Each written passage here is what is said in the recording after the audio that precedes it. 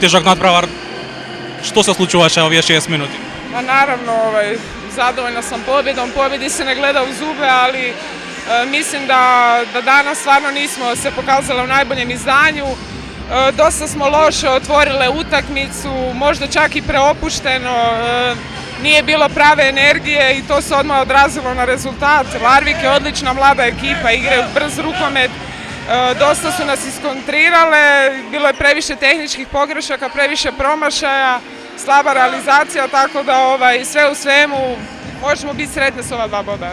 Da li može bi go podcenite protivnikot? Ne, mislim da nismo podcijenile.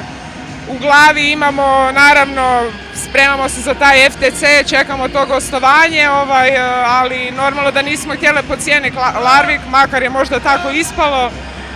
Sve u svemu, kažem, zadovoljna smo s ova 2 boda. Koliko go promeni ritmot na Vardar odsustvo na Andreja Likić? Pa normalno da će nam Andreja falit.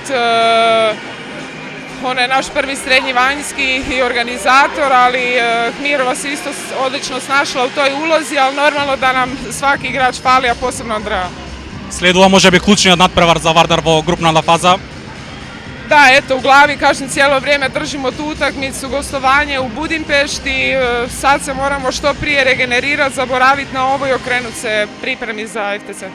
Актуелни се трансферите овој период на Вардар, каде ќе биде Андреа во септември? O tome stvarno ne razmišljam, još daleko je to. Hvala.